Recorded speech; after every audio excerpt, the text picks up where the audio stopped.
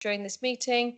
If you hear the fire alarm sound, please treat it as a real emergency. Evacuate the building via the nearest safe escape route.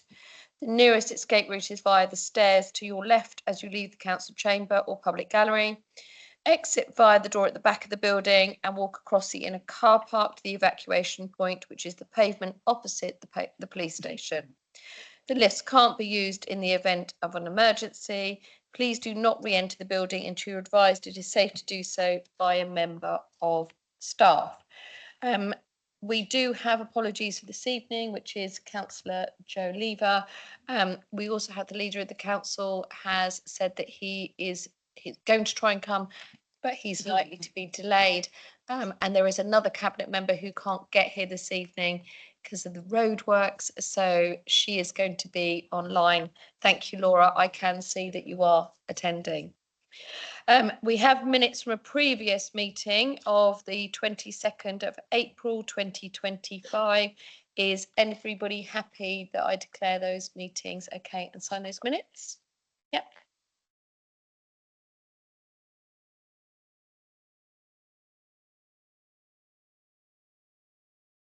Item 3 is declarations of interest. Councillor Broad.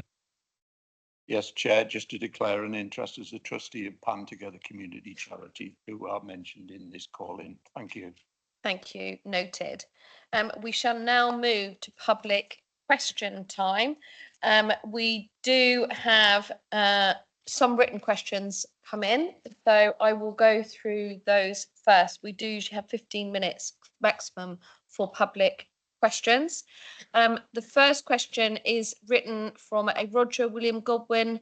Are you in the public gallery? Sends apologies. If you're happy, I will read the question out, and there is a response already in writing from the cabinet member, which I'll ensure that everybody has in writing. Is that okay with you, Councillor Brody? So that question was, when were people like me, the people using the service along with its volunteers and supporting groups, advised or asked for our views before the decision was made to cut funding? Do you want me to read the response? I think it should be the cabinet. So can the cabinet member read the response? Thank you. Thank you, Chair. Happy to read the response. During the development of the island's poverty reduction strategy in 2024, extensive engagement and consultation took place to gather input from residents and service providers. This included people who access or provide community pantries. As part of regular meetings with pantry and food organisations through the Island Food Insecurity Focus Group, regular discussions have taken place both to encourage and assess the adoption of longer-term sustainability options beyond government funding. Thank you. Thank you. The second question is from Monique Gallop. Is Monique Gallop here? Lovely, thank you. Do you want to read your question to the committee? You press, thank you, you press the button there. I'm the coordinator for Cowes Community Pantry. The question I've got is, does the impact assessment clearly show how many community pantries are at risk of closure due to the proposed budget cuts of 46%, and what the knock-on effects would be for the households they support? And can the cabinet member answer that, please? Thank you, Chair. The Equality Impact Assessment looks at the protected characteristics of the people who are supported by the Household Support Fund. It does not assess impact for specific services that have previously applied for funding. As part of the Equality Impact Assessment, efforts have been made to allocate Household Support Fund resources both efficiently and appropriately. The goal is to provide broad support across the island for both crisis intervention and preventative initiatives, as specified within the Department for Work and Pensions criteria. This approach aims to reduce reliance on any single form of external support provision. Since its inception, the Household Support Fund, through the Department for Work and Pensions, has released a set amount of funding that needs to be allocated according to the criteria specified within a tight time frame. As this is a new grant round and new funding, the allocation of funds is time-bound to the period specified by the DWP for Household Support Fund 7. Former Household Support Fund rounds ended, and there is no certainty of what future household support funding may or may not be provided. As the nature of the funding is temporary, the allocation and delivery plan need to focus specifically on the application submitted and the period to which it related. The Household Support Fund is one-off, non-recurrent funding. It has always been clear that the Council may not be able to provide ongoing funding beyond its initial seed funding contributions, should the Household Support Fund be withdrawn or funding be reduced. Over the past year, pantries have been encouraged to review their future operating and business plan options and to explore alternative or additional funding plans to make them viable in the future. At the request of the Island Food Insecurity Focus Group, formed as a result of the poverty reduction strategy work in November 2024, the Council allocated community capacity resilience funds to fund Community Action Isle of Wight. Community Action Isle of Wight are tasked with working collaboratively with the island's pantries over the next 12 months to explore future operational and business plan options and to determine options to ensure that they become both sustainable solutions and that they reduce food poverty. The Equality Impact Assessment acknowledges that all protected characteristic groups, as well as the broader population, may be affected by the initiatives within the delivery plan. The supported schemes aim to provide meaningful assistance, alleviating challenges related to both immediate crises and long-term poverty prevention. Thank you. Thank you. And we will move to a supplementary, but so I can make it clear to everyone in the public gallery, this is a very important evening this evening, and you turning up is really appreciated by this committee. We will run this meeting this evening exactly as we did when we were talking about the schools issue, and I have spoken to my vice chair, and we will extend public questions to allow you to all have their time. So I know some of the answers are long, and we will make sure that I've seen some of these written answers and they are duplicating, but we will make sure that you do have your say. So please don't get worried if you think I'm going to limit it to 15 minutes, because I certainly won't. So do you have a supplementary? Yes, please. This is just an off-the-cuff supplementary after your long, lovely answer. Where I've looked at what the DWP have said is the criteria, the primary criteria still is to help people through poverty with food. So why are you using the secondary criteria of providing support through the CAB as your main criteria and reducing our pantry funding by 46%? Just one moment, please, Chair.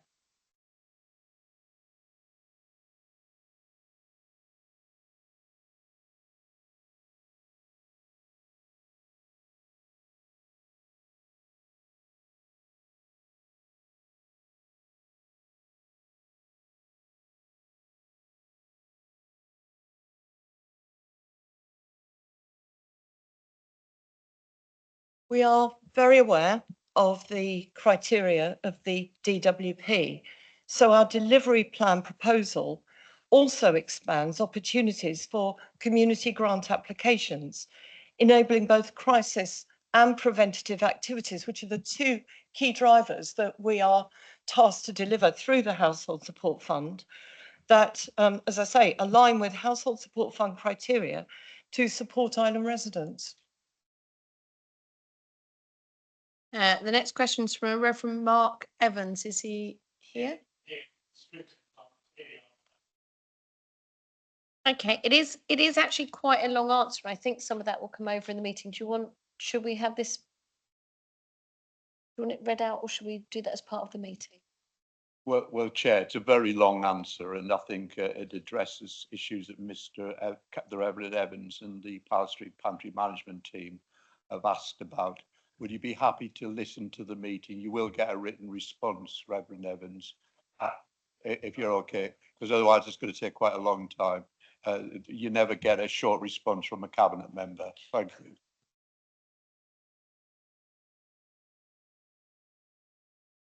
So question 39 is from a joint Milford, which appears to be to the committee. So we will ensure the committee answers this for you, and you're probably going to get you'll be answering this, won't you, Councillor Brodie? Second part of it. Would you like to read your question? Yes, thank you. Thank you. The Isle of Wight Council has recently cut the budget for community pantries and larders by a staggering 46%. Isle of Wight East is already the second most deprived constituency in the entire UK, and a cut of this magnitude will drastically affect some of the poorest island families in a highly detrimental way. Ventnor Community Pantry spends almost 100% of the Household Support Fund money it receives on essential food items, and in the face of significantly increased food and utility costs, the cut will badly impact many vulnerable people on fixed incomes, such as care leavers, disabled people, households with young children and pensioners. Was a meaningful equality impact assessment undertaken for the cabinet member to consider before this decision was taken? And if not, can such an assessment urgently take place? Either way, can the Corporate Scrutiny Committee encourage a restoration of at least the 24-25 level of funding to community pantries? Thank you. The written response from the cabinet member is basically the same as before. So I don't think there's much point in reading that back out to you, and it will come out. A lot of this will be expanded on within the questions from the committee to the cabinet member and the officers. But I will allow Councillor Brodie, as representative of this committee, who called the call in himself, to actually answer the second part of the question. Is that okay? Yeah, thank you, Chair. Yeah, thank you, Ms. Milford. We're here tonight purely and simply. I can't prejudge what the outcome of this meeting will be. I can see what you've called for. I think you know what I think about this because I initiated this call in. We'll see what the rest of the committee do. Is that satisfactory? I could have a supplementary question. Yes. We opened the pantry at the request of the Isle of Wight Council. We completely accept the council's perspective on their equality impact assessment. We'd love to see it in its entirety. But the piece that the cabinet member seemed not to be aware of is that a pantry needs money for food and also all the running costs. Virtually every pantry is meeting the running costs themselves. What's been given to pantries under the Household Support Fund turns into food on people's tables. This is not something that we can cut without hurting other people. We're covering all of our running costs. We're making it work by sheer goodwill from all round the island. And it's literally taking food off the table of those in most needs. It's not a case of trimming admin costs. And I wondered whether the cabinet member had had that made available to her. Well, that's not something I can answer again, Mrs. Milford. That's towards the cabinet member. It's up to the chair whether she wants to redirect that there. In terms of the equality impact assessment, there is one available. It's a public document. It's on the council's website. Finding things like that is quite difficult. I would acknowledge that. I've always thought that, particularly when it's a delegated decision, something that thankfully will be abolished next Wednesday evening when we get rid of the cabinet system, thanks to the efforts of some members of this council. But it's up to the chair whether she wants to refer it back to the cabinet member, the substantive part of your supplementary. If I could just thank you, Councillor Brodie, for bringing this forward. We desperately needed some sunlight of democracy and accountability on this decision. Thank you. Thank you. What I'm going to do is this is part of the questioning I know is going to come from the committee members. So I'm going to make sure that it is asked of the cabinet member rather than on the spot at this precise moment. I do understand this is lots of the feeling that's coming from this committee. So we will ensure that that is answered during the meeting. Is that okay? Thank you. Question 40, which is written question from Community Spirited Cafe, which runs the East Cows Pantry. June Alcorn. Don't worry. Councillor Lily has called me Mogdale for 9 years, and it's Mosdale. But, you know, we all make mistakes. I do apologise. It's okay, don't worry. Thank you. So my question is, in the event that proposed funding cuts force community pantries and larder to close, what alternative funding or operational models such as phased reductions, matched funding or shared delivery have been explored to avoid a complete loss of this essential service? To highlight the real impact, one of our regular pantry members is a mother of 4. Both she and her husband work, yet they struggle to make ends meet every week. She thanks us every time she shops and has broken down in tears during times of deep stress.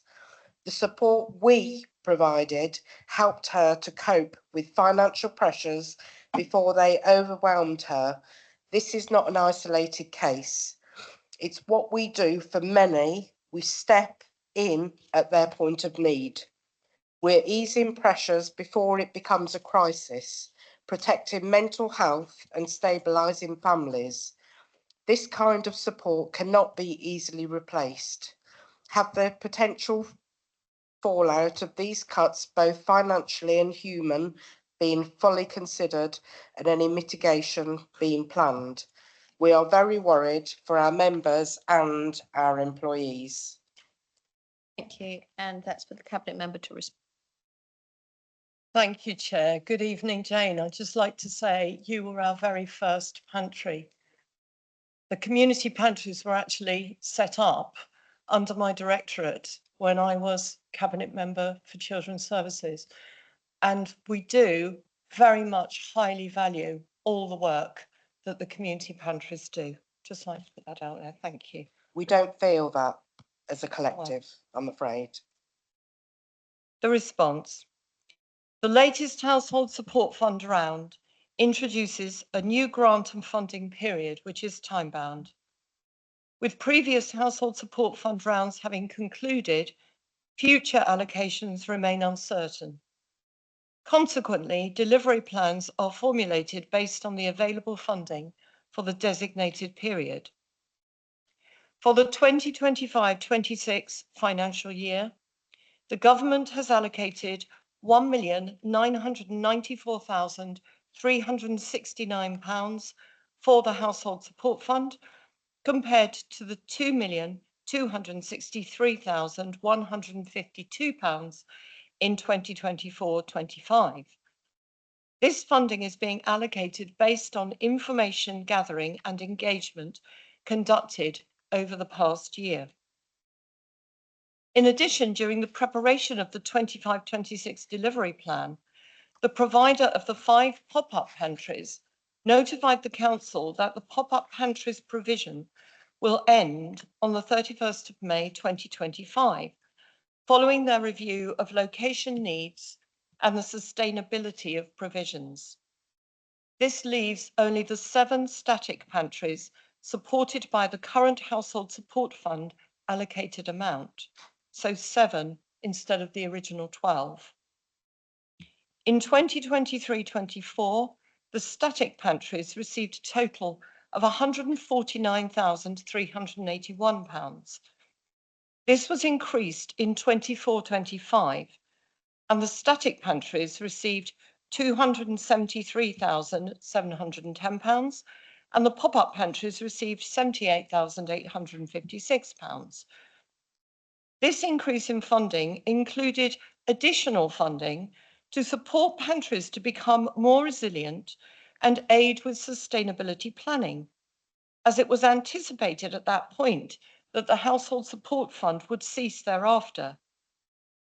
The 2025-26 allocation of 150,000 reflects the original baseline allocation, and additional support is now being provided through Community Action Isle of Wight, who are tasked with working collaboratively with the island's pantries over the next 12 months to explore future operational and business plan options and to determine options to ensure that they become sustainable solutions for reducing food poverty.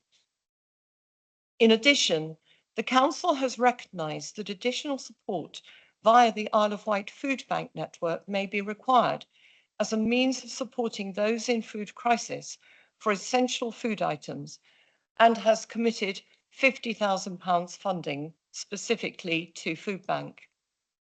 The Council remains committed to allocating resources to assist the community with cost of living support and will continue to assess evolving needs. Where specific pressures arise, the Council aims to signpost residents to alternative support services that may be available. The Council has also expanded opportunities for community grant applications, enabling both crisis and preventative activities that align with the Household Support Fund delivery plan to support island residents. The Household Support Fund is one-off, non-recurrent funding. It has always been clear that the Council may not be able to provide ongoing funding beyond its initial seed funding contributions. Over the past year, pantries have been encouraged to review their operating models and to explore alternative or additional funding to make them viable in the future. The support from Community Action Isle of Wight will also assist these organisations in developing long-term funding strategies. Thank you. May I just say, I have, sorry, I have to come in first. okay, I will let you speak, don't worry though. So it has to come back to the chair first, and then I'll ask you if you have a supplementary, and then I will. But I just do have to say, I feel for you in the public gallery, having listened to a response that you're valued because of it was set up as children's services, which came off piece to the written response, and then you're here in this audience because you don't feel that you're valued because your funding's been cut. So I do have to say that was a bit of an ironic answer, that if you were really valued, we wouldn't be having this meeting this evening, would we? Yes, I will bring you in to ask your supplementary. Can you make sure it's a question though, because I have to go a little bit by the rules. so do you want the pantries and larder to fail? I think we'll leave that to be answered as part of the committee's question, but I get completely where you're coming from, and I will ensure that that is part of the questioning that's coming from this committee, and if the committee doesn't ask that, I'll ask it. All right, thank you. Question 41, is not here. Oh no, I know she's not here. This is from an M. Craven, Chair of Trustees from Pan Together Community Charity, to the Corporate Scrutiny Committee. If you don't mind, I will read this one out, if that's okay. I'll put my public hat on now. The proposed reduction in household support funding to our community larder does not hit us as hard as the other community pantries due to our sustainable and localised delivery model. However, using that reduction exclusively to support the IWCAB's information, advice and guidance provision for the island around crisis provision support and guidance is insulting to other organisations like Pan Together, who are also providing those services.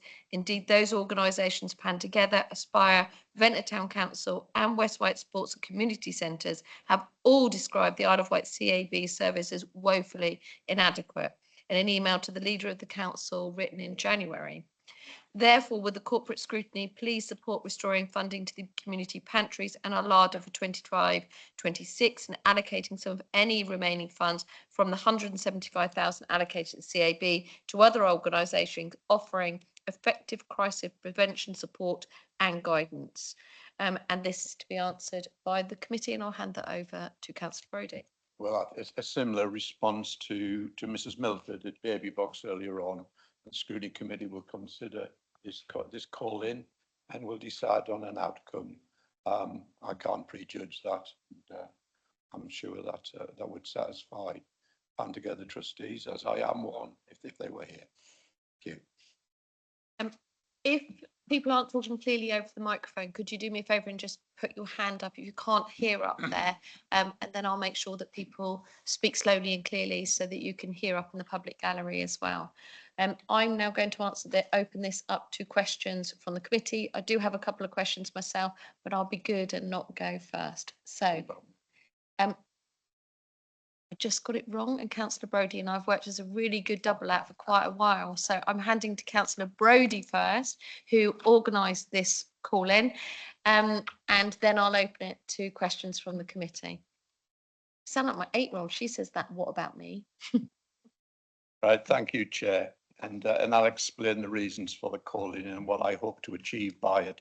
Can I thank the 9 members of the council who all 8 members of the council who all supported me in calling this delegated decision by Councillor Andre to the Corporate Scrutiny Committee, and hopefully we will take a view at the end of this that will persuade the Cabinet member to change her mind. This is not just about Pan Together. I am obviously very loyal to Pan Together, a community charity I established in my ward 18 years ago. I am a trustee there, but this is also about the pantries and also about the services provided by organisations like Pan Together in terms of information, advice and guidance. My main concern in many ways, when I first had this delegated decision brought to my attention, because the fact of the matter is that the delegate decision process isn't one that is closely followed by councillors anymore. It used to be years ago, but it isn't followed closely. But it was brought to my attention, and I referred back to an email that was sent to the leader of the council, Councillor Phil Jordan, on the 24th of January this year, from Pan Together, Aspire, Ventnor Town Council and West White Sports and Community Centre. You have it all at on the front page of Appendix 3 of your papers. A fairly long email to Councillor Jordan and the Deputy Leader of the Council, Councillor Stevens, the Chief Executive, Wendy Pereira, Mr Lloyd, who's here, regarding concerns about the advice service that is provided by the Citizens Advice Bureau on the Isle of Wight. They used 2 key words, quite notable words, that are quite alarming: woefully inadequate. Pan Together put their name to that letter after a trustees discussion in absolute genuine support of the letter, which was drafted by our manager. It was supported by all the other 3 organisations. I have to say that nearly 4 months later, we have not had a reply from the leader of the council. Not a single word, other than a very late belated acknowledgement, and I think it was late March. We have never had a response. I'd also like to say that Pan Together, my charity, had a meeting with the deputy leader of the council in January last year about our concerns about the CAB's performance and the fact that we were having to pick up so much of their work through our money management service and form filling service, where we provide advice to people. Increasingly, people were coming to us and started to go to places like Aspire as they set up their services because of what was seen as the woefully inadequate service provided by CAB. We had a meeting, the manager and I, with Councillor Stevens, Mr Eddie Yates, the Chief Executive of the Isle of Wight CAB, and members of the council's officer staff, and we got no further with that either.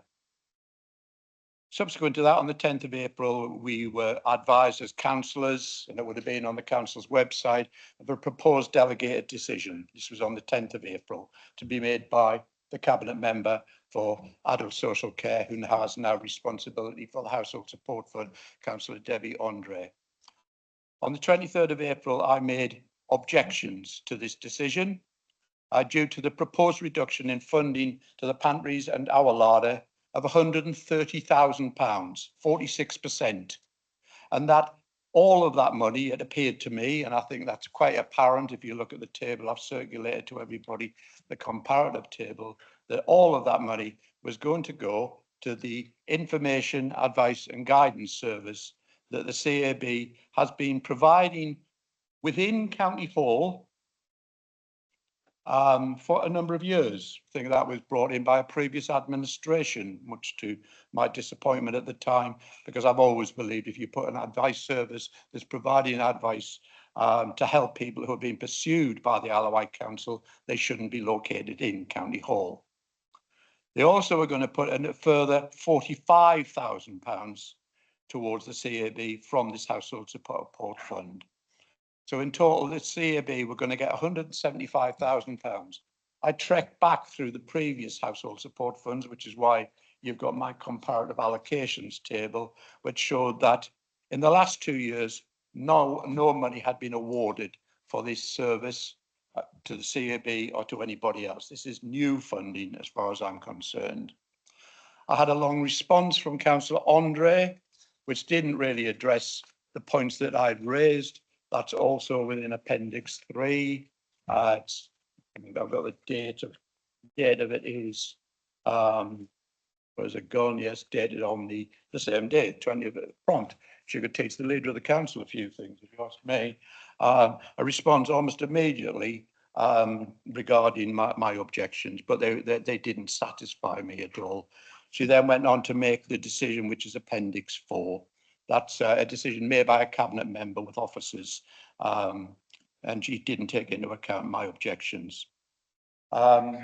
Subsequent to that, I then had sight of a resignation letter, which is on the other side of the comparative thing. I can't say who that was because the person doesn't want me to give their name, of an experienced volunteer at the CAB, which caused me some great concern because I know how experienced this person was. I've circulated that so you can all see this. And as a result of that, and the decision being made, I decided to seek this call in.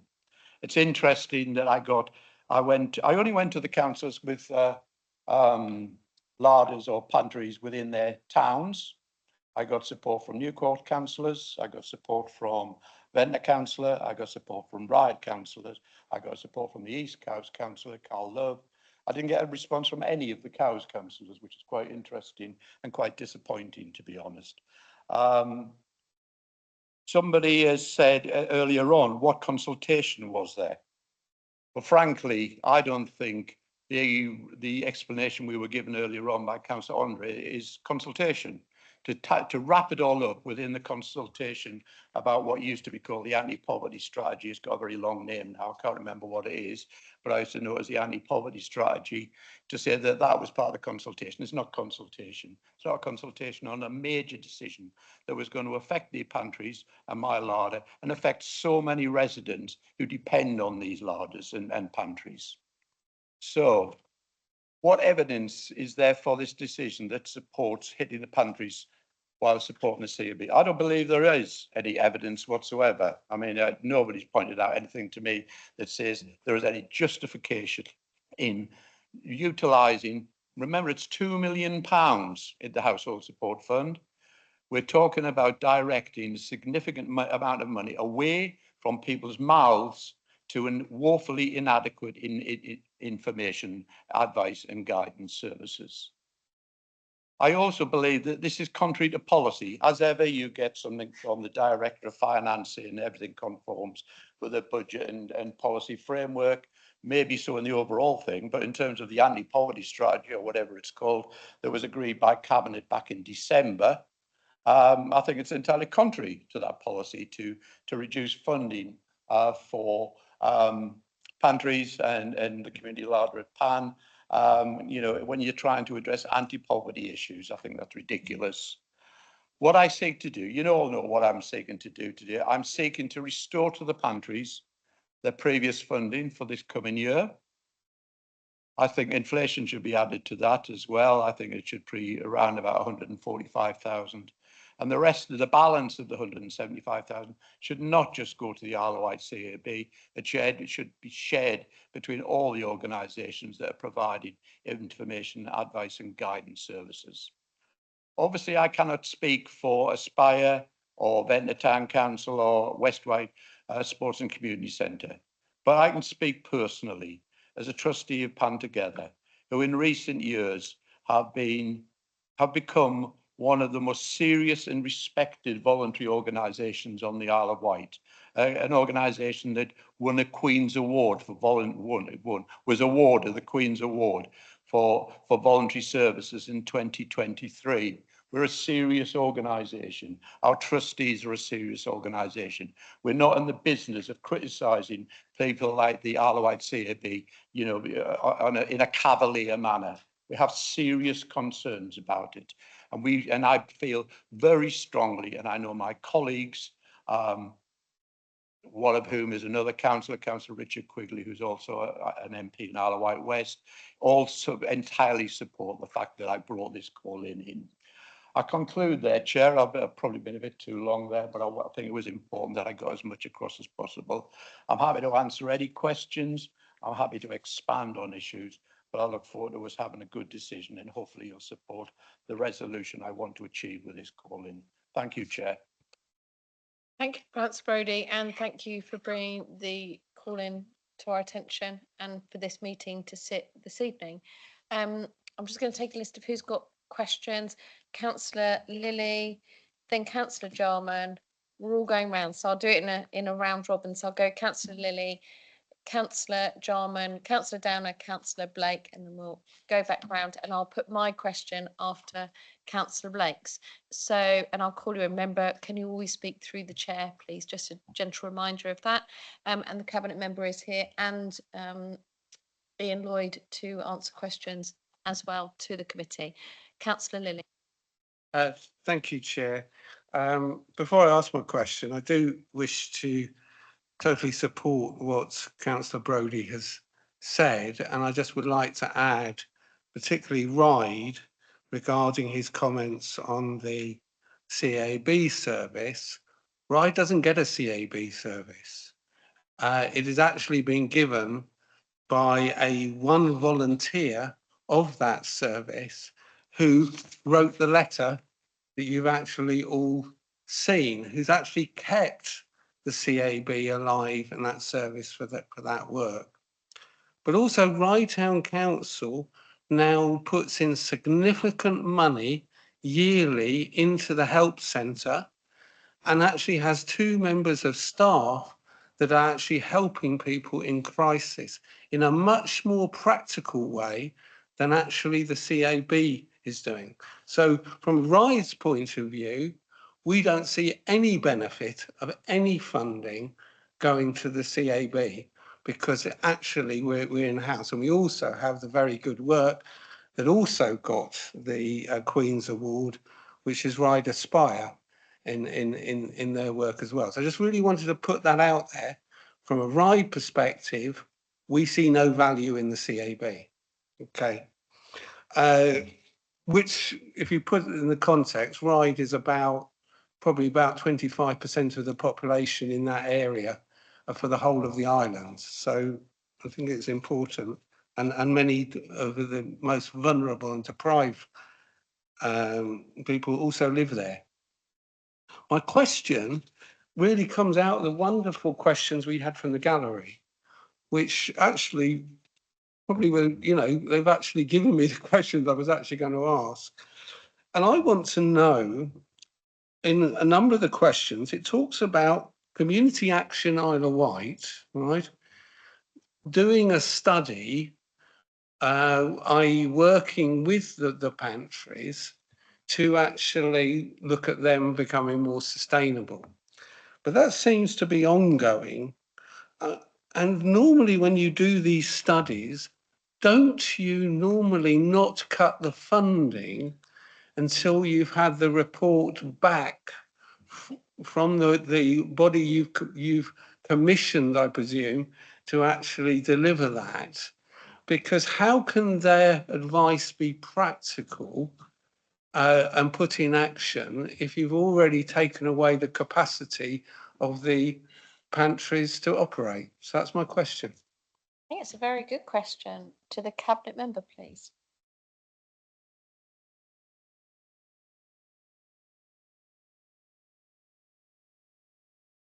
If the cabinet member can't answer, can Mr. Lloyd answer? That would be easier than keep passing backwards and forwards. So, Mr. Lloyd, could you answer that question, please?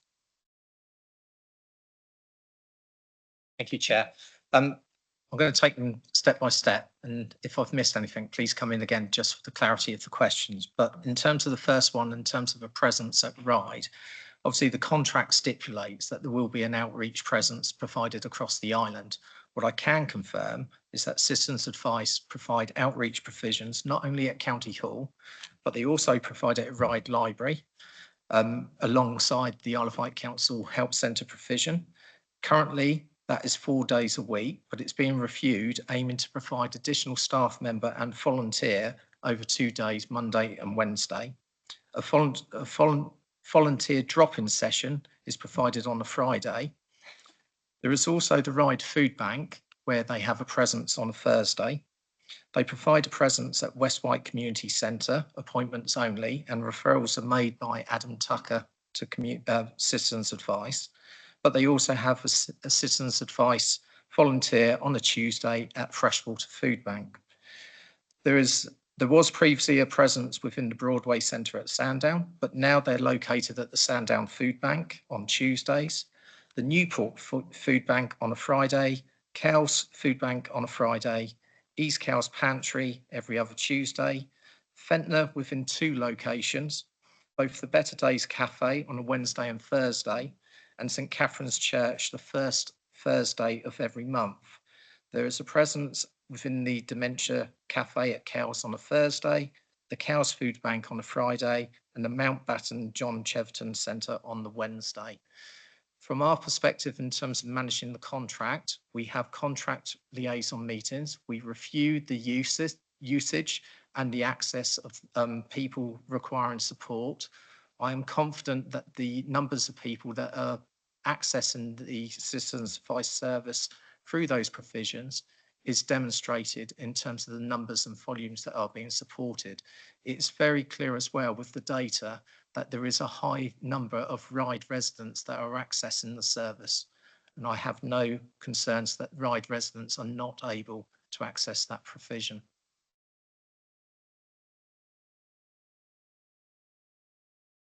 We're going to keep going round, I think. So I think that's fair enough.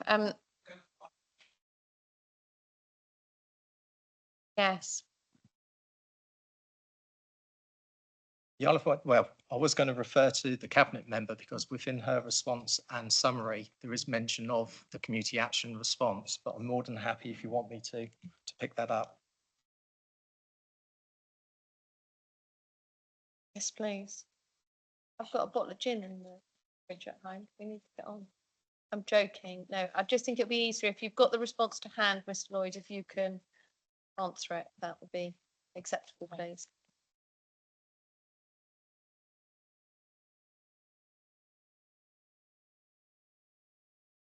And Councillor Andre need to actually do something at this point, which we both need to declare that we're actually both trustees of Isle of Wight Community Action.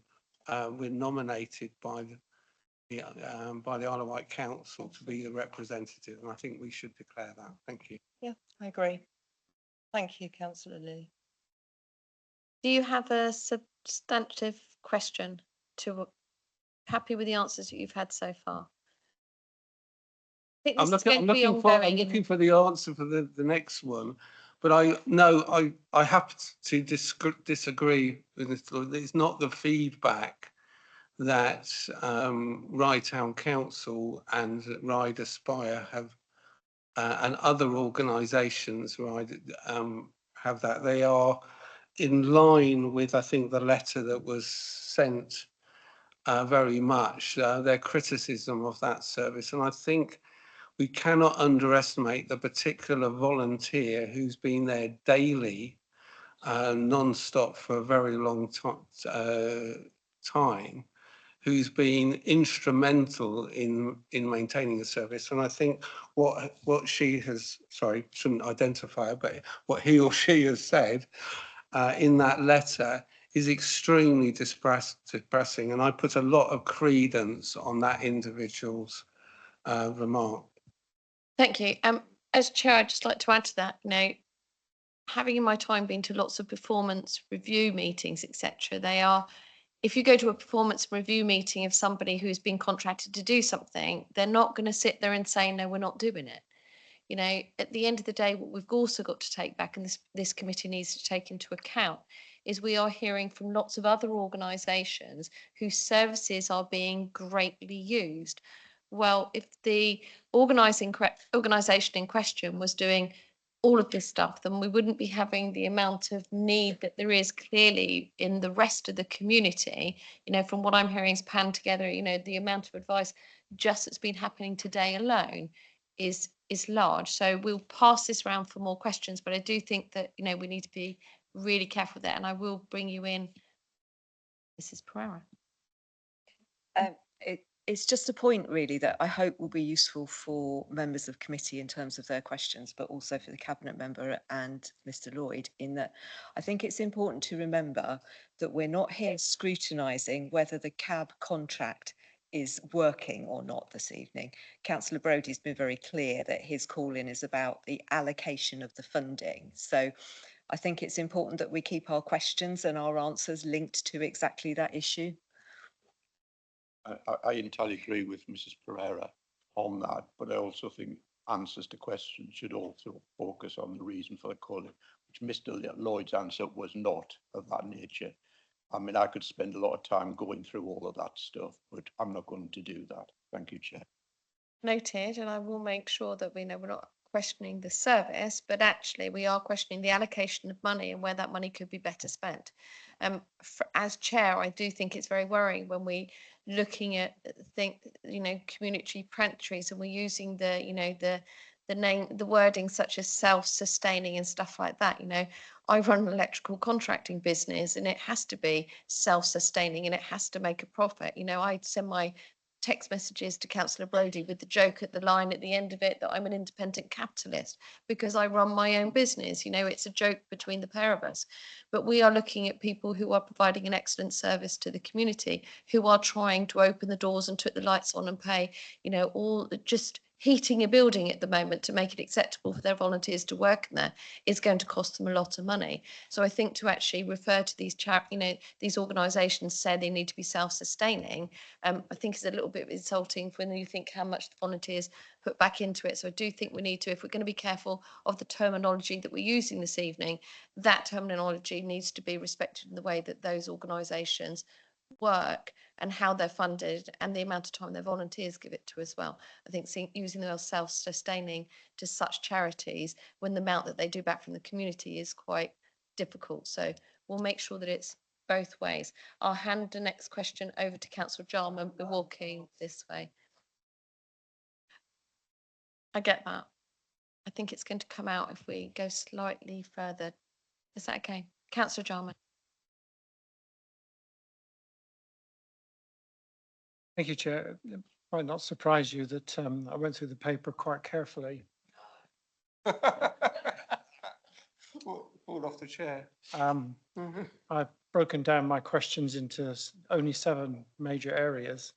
The first one goes to the issue of motivation, rationale and evidence for the decision, which is always a good place to start when one's looking at scrutinising a decision.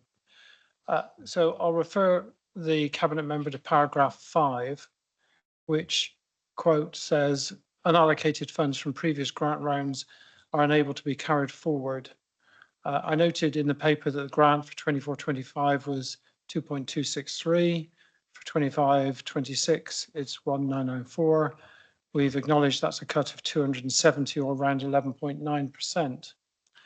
Household inflation during that period, to pick up on Councillor Brodie's point, measured by the CPI, which the Consumer Price Index is a reasonable way to judge that, for the same period was 3.4%. That makes a real cut of very close to 15.3%. So I have on that element of the paper, 2 points that I would like a reply on, please.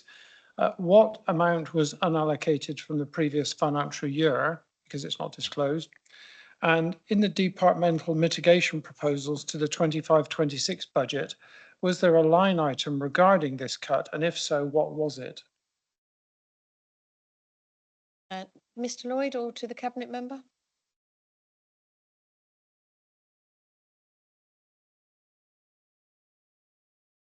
As has previously been highlighted, this is funding that comes directly from the Department for Work and Pensions. It's not an amount that is determined by the council. We allocate through a delivery plan according to the criteria for alleviating crisis and also for preventative measures. If we do not allocate all of the funds within the time specified for each of the specific household support fund issues, then we would have to return any unallocated funds to the DWP. And I can confirm that to date, to Household Support Fund 7, we have allocated all funds. We have not returned any funds from the Household Support Fund to date to the DWP. Councillor Jarman, does that answer your part of your question? No, it doesn't address the second part, does it? Do you want to re-ask the second part? Did you note the second part of the question?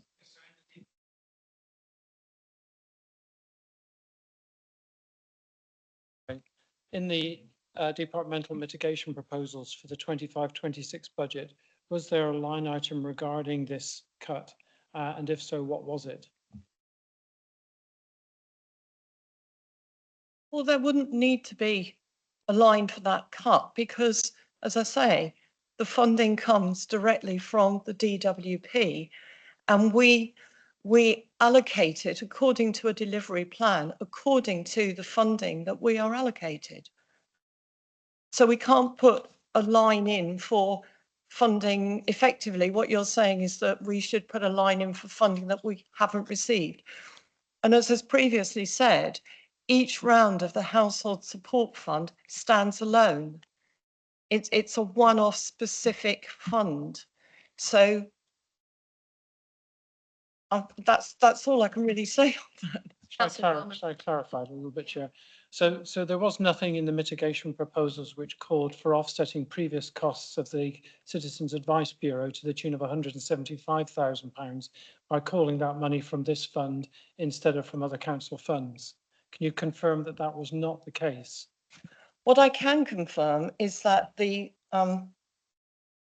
allocation of £175,000 to the Citizens Advice Bureau that's been raised as an area of concern by Councillor Brodie. So the remit of the Citizens Advice Bureau, the reach increased. So previously it did not conform within the criteria of the Household Support Fund. That changed and it now does fit within the criteria. So this is not new money. This is an allocation that actually frees up £175,000 that can be used more flexibly within the adult social care budget.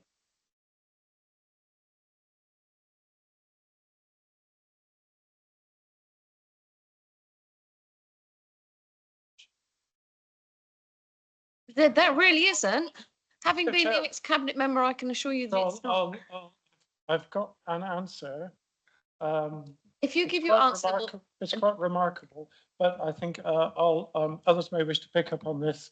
I'm sure I'll wait to my next turn. You can add a little further if you amplify. want. I think we'll move forward at the moment. Councillor Downer and then Councillor Blake.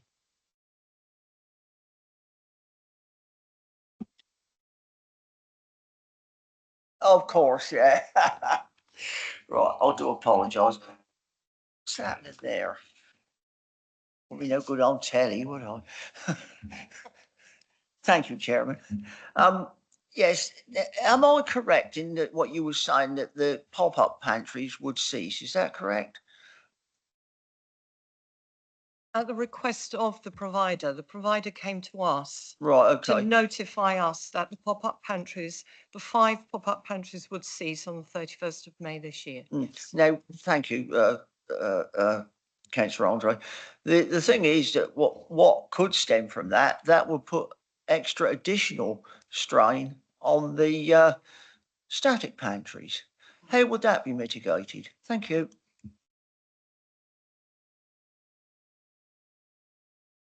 In terms of the consideration of mitigations on that, that's why there's been an additional 50,000 added to the food bank remit this year as well. I think it's clear to say as well that some of the pantries have been reviewing their model and their reach in terms of their boundaries.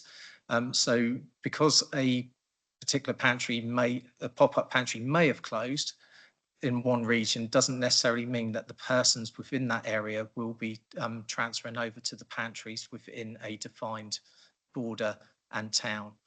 So there's lots of work to still consider on that. We don't know the full implications of it, but as the scheme moves forward this year, we will take considerations into account to continue to review what, if any, fallout there is on it. I can confirm as well that the pop-up pantry provision provided by Aspire are working with those localities to provide them with alternative support and options in terms of reaching out for crisis food provision. There is one other element within the budget. There is other schemes and crisis food support provision that is available and can be applied for. And it's through a number of partnerships, whether that is within the Help Through Crisis or whether it's through the Isle of Wight Council as well. So there are a range of provisions to try and aid where there is a real determined need and crisis that may be experienced. Can I just say that this answer does come back to Councillor Lilly's very original point that asking the community action to do a survey and looking into something, this doesn't feel like it's being looked into, everything's being shut before actually it's been analysed correctly. That's just my view. Councillor Downer, sorry, back to you. No, thank you, Chair. The thing is that how speedily are these things being done? Because, you know, as I'll say, if the strain's going to be put on the static pantries, they're going to be struggling before you've had any mitigation or alternative. I mean, how's all these other things going to be advertised? Not online, out there in the public domain, because a lot of people, and I've banged on about this before, a lot of people don't do things over the internet. It needs to be right there in the open. Thank you very much. Councillor Blake.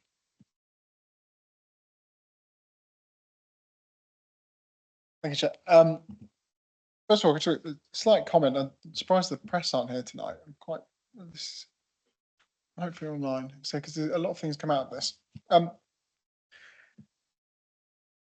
The line item that was actually itemised has changed since we were first shown it. Well, the second one down regarding the supermarket vouchers. I did ask the question sort of informally on the emails about that, because originally we had 10,000 vouchers at £25 each issued to a total of 400,000, which last time I went to school, that didn't add up.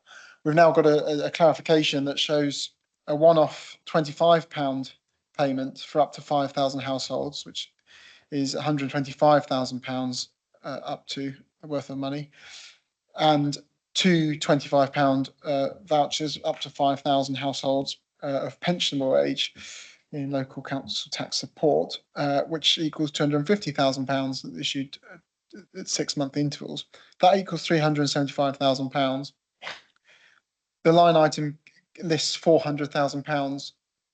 Where's the extra £25,000 going? I hope that's not an admin fee to sort out some vouchers.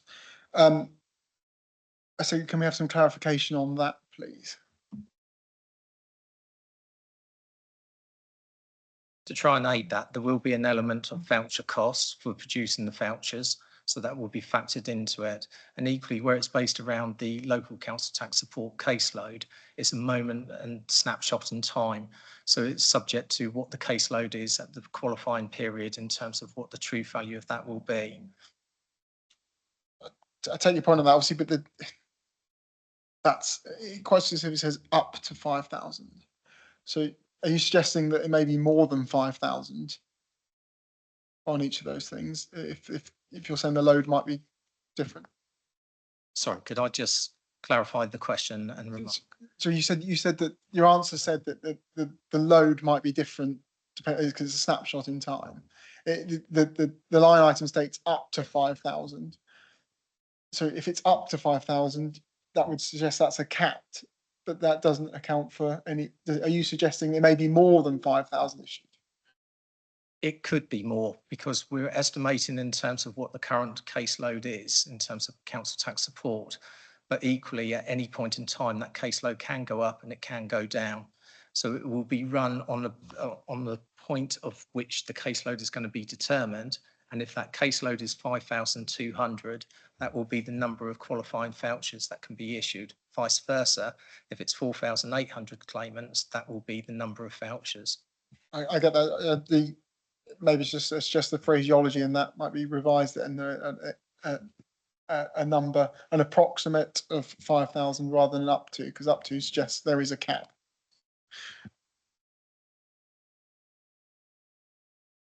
We're going to have my question. Who's been chair? I didn't think I'd be in this position again, because we were meant to have the last. My question really is, why and how did we get to this position that something that to me is quite a major decision was made as a delegated decision, that it didn't go through cabinet, from a cabinet who, when they took over the council 4 years ago, made it very clear that they would be not making any delegated decisions. Even stuff like the Better Care Fund, which is basically signing the documents on a financial agreement between the NHS Trust and us on signing off money, that goes to cabinet, which then comes to this committee to be scrutinised. I am a great believer in democracy, as we know, and it was with Councillor Brodie that we sort of forced the issue to now be in a position that we're moving into a committee system. I get the timings on fundings completely. And as I said, I'll refer back to the Better Care funding, that, you know, that is funding that always in the past was made as a delegated decision because really there was no decision to discuss. This is quite major. This really is quite major, has a huge effect on the most vulnerable in our society and across the island, and actually was made as a delegated decision. I don't get how we got to this point. I would like a reason why, because we had an extra scrutiny last month to make sure that anything that needed to be swept up and ensured decisions were made correctly was done before the small gap before the committee system starting. So how did we go from 4 years ago, no delegated decisions, to being sat here on a call-in in this period in between hitting the committee system? I don't get that and how this happened. I'm happy to give some clarity on that. So there is a difference between just a delegated decision and an urgent decision. So there are situations where urgent decisions need to be made. So we only received notification on the 4th of March of this year that we would be receiving a further round of Household Support Fund funding. So this was a new round and came with a new grant agreement together with specific criteria for Household Support Fund 7. So officers then had to draw up the delivery plan within a tight time frame in order to get the allocation of the funding out, because make no mistake, if the delivery plan is not implemented by the 31st of May, then we will have to give this funding back, over 1.9 million to the DWP. And that also relates to one of the questions that we had, is how much have we given back to date? Nothing. That's why it was imperative that this was made as a delegated decision to give officers enough time to draw up and implement the delivery plan. within the time specified by the Department for Work and Pensions. Councillor Andre, with respect, we have had since that date 2 cabinet meetings, 2 lots of scrutiny, and now what you are saying to this committee is on the 4th of March, you then asked officers to make a very quick decision on funding that's going to affect the most vulnerable. And as part of that decision, funding to those community pantries that are accessible to people who can't afford a bus, who can't afford to get to the different areas that they need to, you know, that have become to rely on that service. Actually, your response to this committee actually makes it a bit worse, because now it feels that actually, instead of keeping the status quo as is, having it reviewed properly by the community action group and saying, okay, we're going to delay this by a year, we're going to keep your funding going. What you are now saying is, on the 4th of March, we were told about this money. We had to make a really quick decision. So we thought, what can we let go, and we will make it as a delegated decision. In my book, actually that answer makes it worse. And if I was the community pantries, I would be very cross about it, because people rely on the services. You don't need to come back to that. I would like because the opportunity to respond. If you don't I understand that. I understand that completely, but I still don't get you. You still haven't answered why this did not go to cabinet, to committees, and actually what you're now saying is, was this plan already made up beforehand? Because I'm still talking, thank you.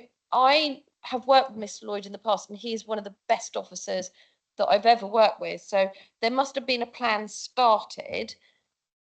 It just doesn't make sense that this was made as a delegated decision, unless the bottom line was you weren't going to like the questions that were going to be asked of it. And that's why things don't go through a committee, through cabinet, or through due process. Sorry, but that's how it feels at the moment. I'm going to hand over to Councillor Lilly for ask a question.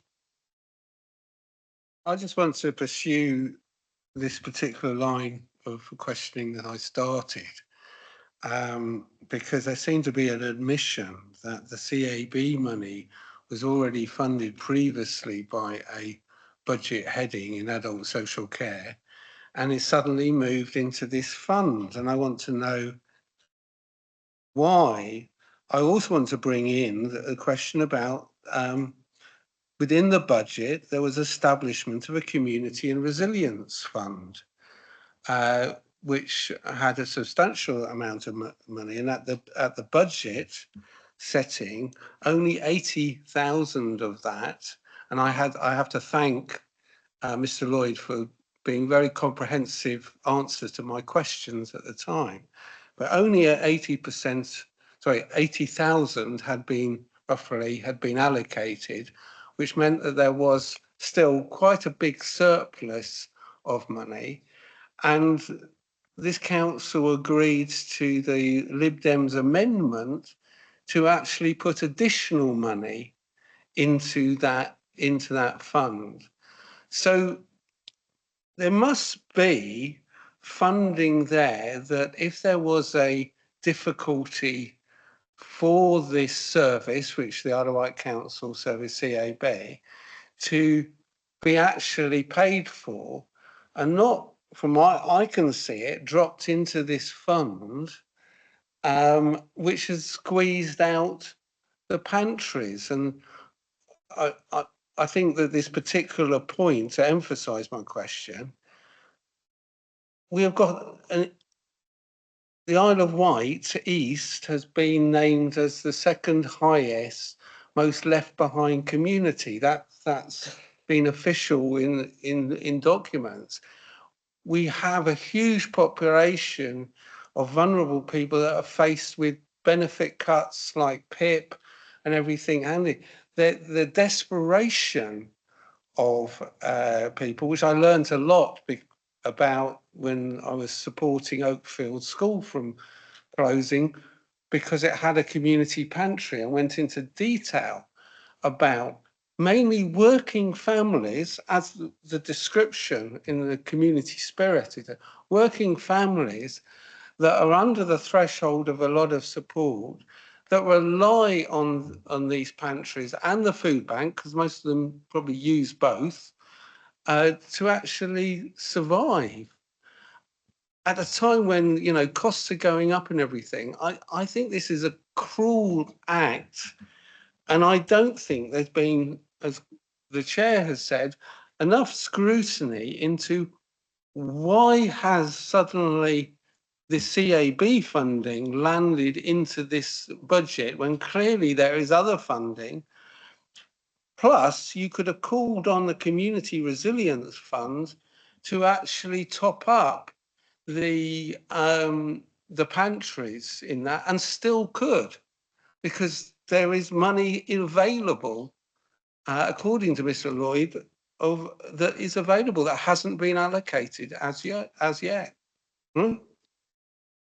Councillor Lilly, I completely agree with you. I think that was more of a statement than a question. I think if I was an officer, I'd be hard pushed to get a question out of it.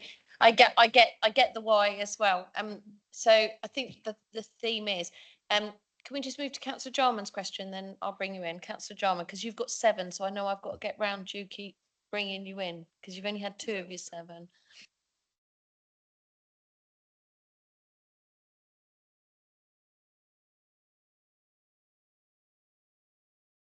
Sorry, I'm woefully inadequate in doing that. No, I was just looking at some detail of the Isle of Wight CAB accounts for the last few years, trying to explain a differential which I found very troubling. And I was looking at what the reduction in funds was on the gross income and the gross expenditure figures for that period. Now, clearly, some of that element is pass-through funds, and clearly in the past, we've all got access to the budgetary figures which the council has produced, which identify contributions made through that, whether they've been passported through or otherwise. It does strike me that the reduction from 23-24 was 126 or thereabouts in terms of total expenditure and income, and the following year was something in the region of 173, which is strangely similar to a figure of 175, which appears, from what the statement I've heard, to have been rolled over from the Household Support Fund to the Citizens Advice Bureau. So that's just an observation. The question, because I know you'll get to the question, please, is we heard that the role of the CAB has been expanded, and that's the basis for the additional 175,000 of allocation, I'll call it that way, to them. Could you explain to me what is the expanded role of the CAB that justifies the 175,000 addition? And is there a paper somewhere that breaks that down, please?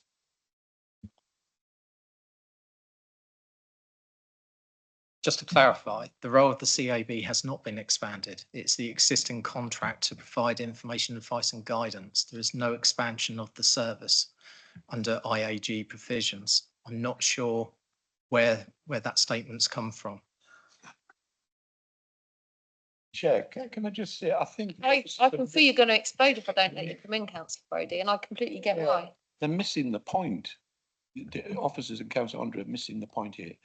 I remember when the CAB contract was first awarded by the previous administration, and the service was CAB's main service was brought into County Hall. That would probably be round about 2019. So the money there, the Household Support Fund didn't exist then, Ian. It didn't exist. So you're saying now that rather than the money coming out of the council budget, you're using government funding to sustain the existing contract with the CAB. And where, if you're doing that, where is the money gone that you was allocated from the council's budget towards that contract? Because this seems to be, you know, cloak and dagger, and nobody's been straight with councillors about this. Thank you. Thank you. Okay. So in terms of that, obviously the Household Support Fund has provided the opportunity to replace core council revenue budget with household support funding.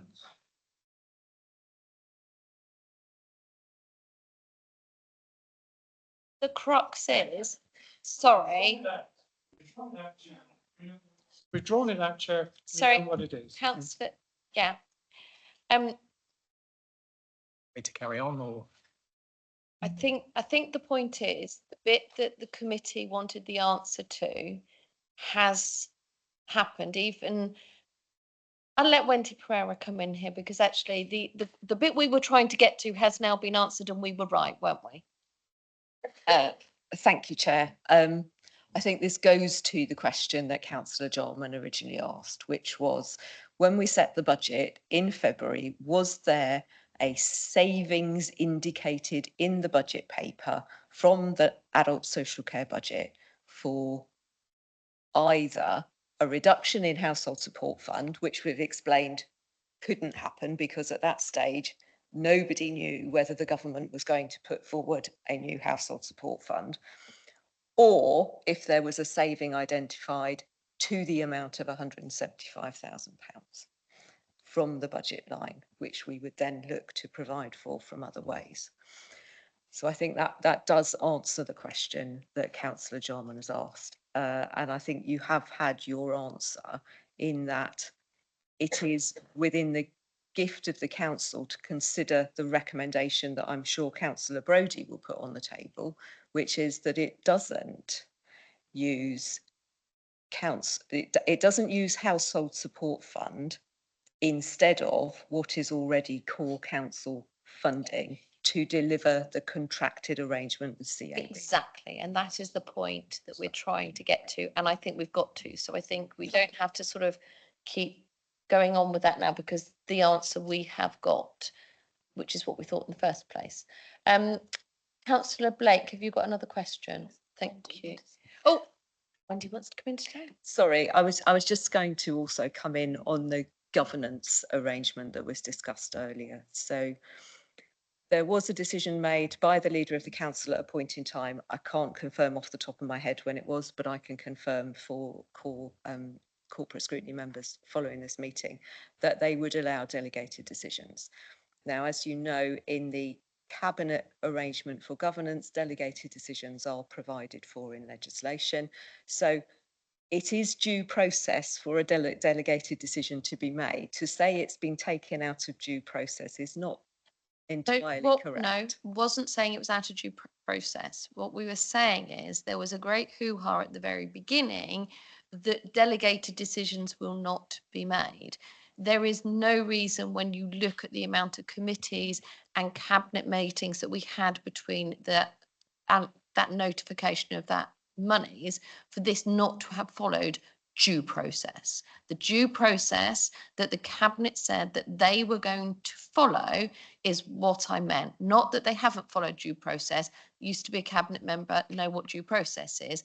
But actually, this feels like it didn't go through the channels that it could have gone through because there were enough meetings in between.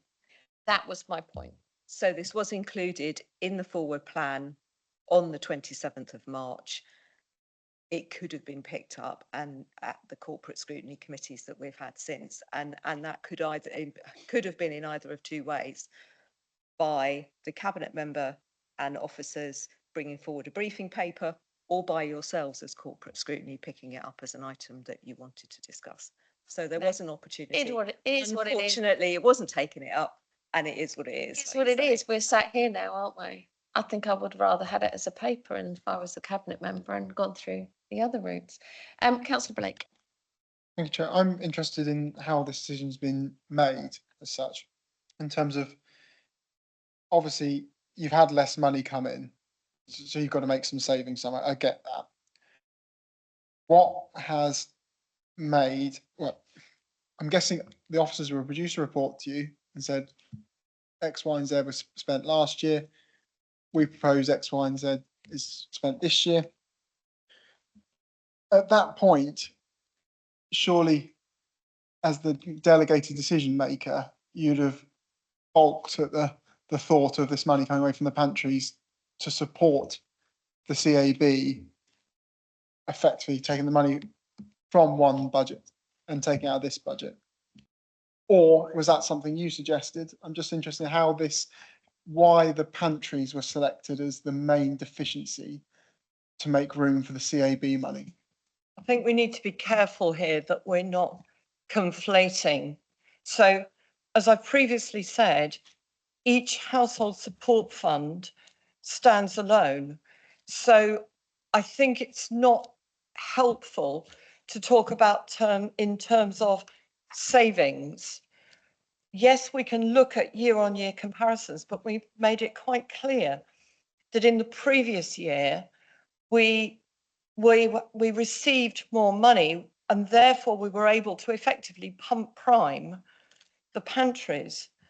So we received notification of Household Support Fund 7 on the 4th of March, but it was on the 9th of April that council officers reviewed the allocation made in previous Household Support Fund rounds, together with feedback received from island residents as Councillor Brodie, the poverty reduction strategy consultation.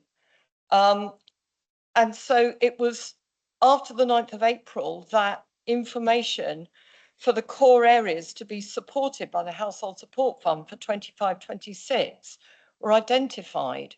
So it's not every fund is individual with it's a new grant agreement with new criteria. So I don't think it's helpful to say you're taking it away from one and giving it to the other, because council officers reviewed the allocations. I take that. In order to, saying. Okay. can I just finish? Yeah. In order to create the delivery plan, which then has to be notified to the DWP. I'm only going to let the questioning go on for a little bit longer, because actually we do have a proposal we can go to, and Councillor Brake, I will bring you in. But my recommendation at the moment is, when you are digging a hole with a spade, don't upgrade it to a JCB, because this isn't, it's getting worse. So if I was here, I would be like, do you know what, hold my hands up. Actually, I should have realised that this is doing this to the pantries is not good. So I'm going to just bring a few minutes, because this isn't fair on you, because you are putting yourself in a very difficult position now, and I don't want to see anybody do that. But just remember, seriously, what I'm saying is, if you're digging a hole, don't upgrade it and make it worse. Councillor Brodie, Councillor Blake.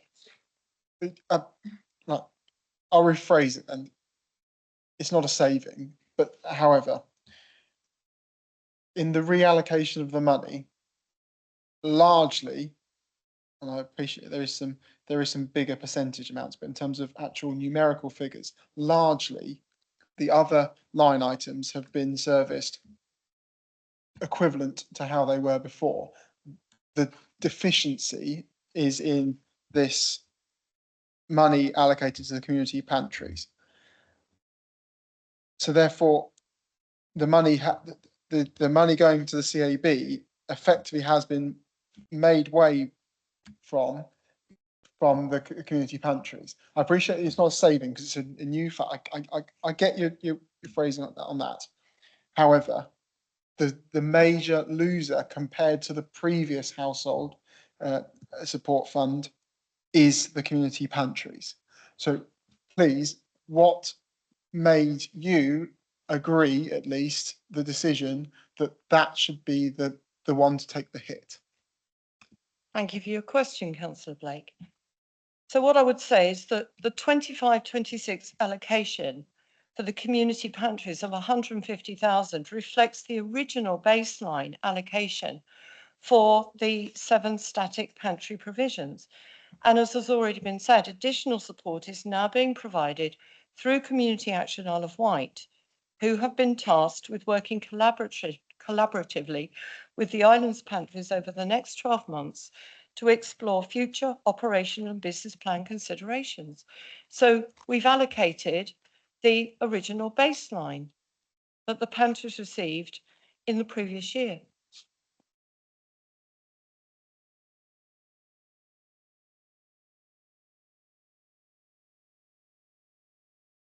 No, and I do feel that we're going really round in circles here. Look, I'm going to move this to Councillor Brodie's proposal, because you're all going to start. I know. I can see the glint in Councillor Jarman's eyes. I can see it coming. But at the end of the day, the whole point of this meeting is to get to a proposal. We do have a proposal, which I think most of the committee have heard and think is acceptable. Otherwise, it becomes more of a court than a committee that is meant to be doing a structure. And on my watch, I can't allow that to happen, because everybody needs to be, with as a councillor, treated with the same equality and dignity, etc. And I think this is just going to get worse the more we continue this meeting. So Councillor Brodie, if you don't mind, I'll hand over to you, please. Thank you, Chair, and I totally endorse the way you want to pursue the meeting. And I will say that I think once again, Councillor Andre is in a position where she's found herself with no support from the rest of the cabinet.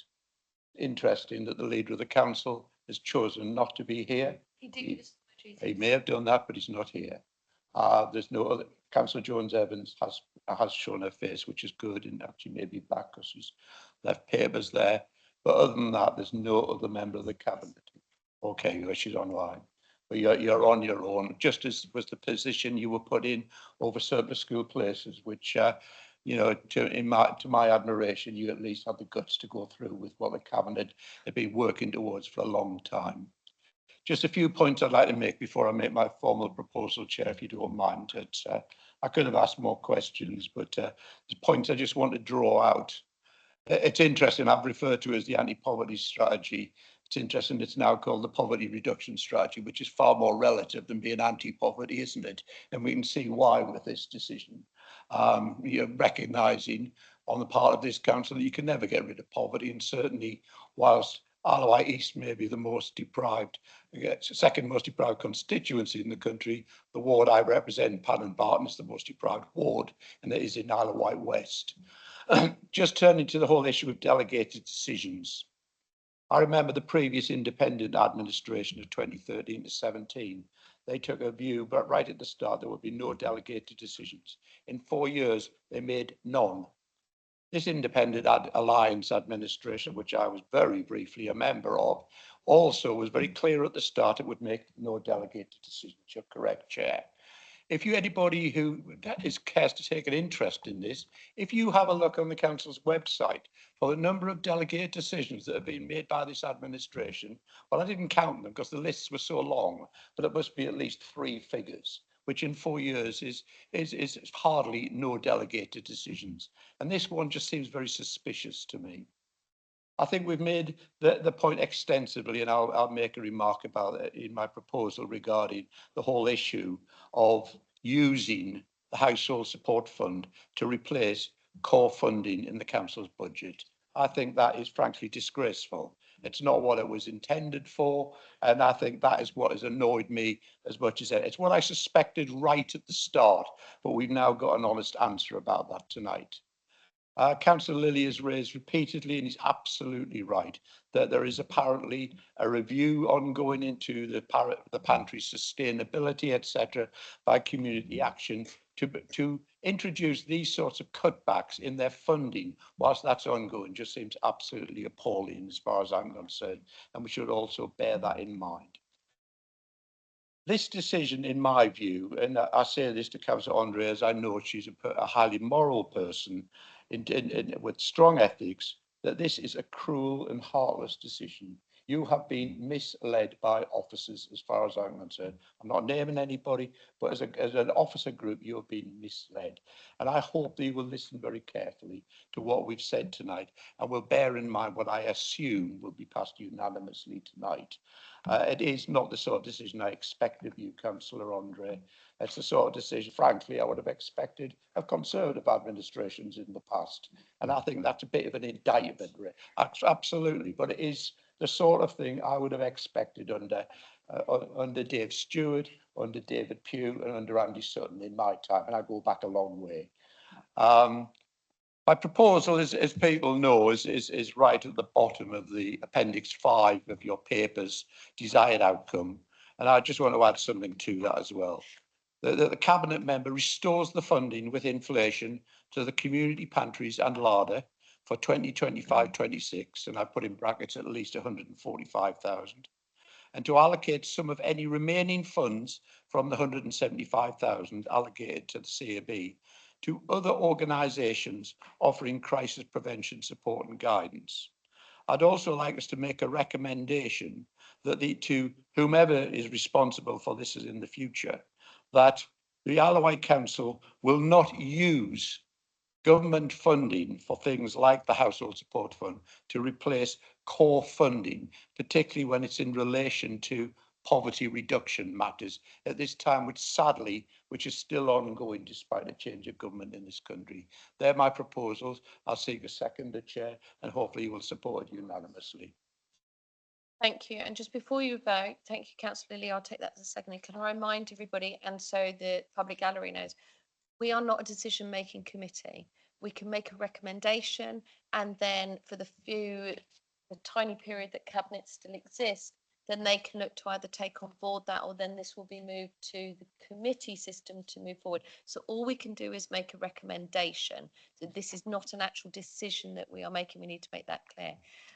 So we will move to the vote for that recommendation. Is everybody happy? Yeah. So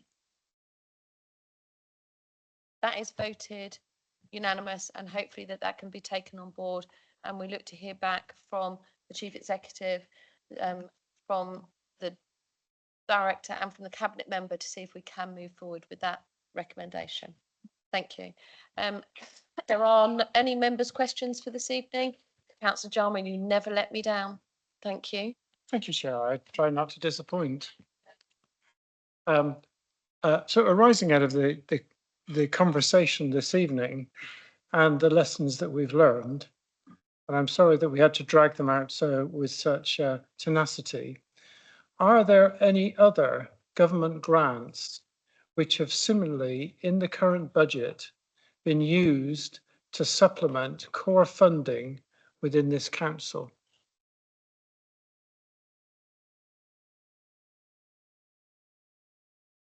I appreciate that may need somebody to take it away and go through the more. My recommendation would be that Wendy Pereira takes that way and speaks to our finance director. We do have Francis, our monitoring officer, our standing monitor, has his hand up. Francis, you're going to tell me off now, aren't you? No, councillor. Apologies. I'm coming in almost after the event. I mean, I've been watching the full meeting. It's just that the proposed recommendation that was passed. I just wanted to put forward some clarity, really, in terms of the. You were spot on, Chair, in the sense that scrutiny can't make decisions. It can only refer things to the decision maker, which it has done. And the requirement on the Constitution is for that to be done in writing. So what I would suggest, I mean, it's very clear what the committee wants, and what I suggest is that the committee clerk clarifies that decision, and that becomes a decision in writing, which is then referred back to the Cabinet to consider. So it's just a process point, Chair. Thank you. Thank you. And knowing Mel, she's probably already done it and ready to ping it straight off to make it clear that was the recommendation. So thank you for that. Thank you, everybody, for your time this evening. Thank you, Councillor Brodie, for organising the call-in. Thank you once again, officers, for attending. It's really appreciated. And we will see you the other side next Wednesday, and hopefully that this will have a successful outcome for you all. And thank you from all of us on the committee for everything you do for the community. You may be having a moment where you don't feel appreciated, but trust me, you really truly are, by us and from all that you serve. Thank you.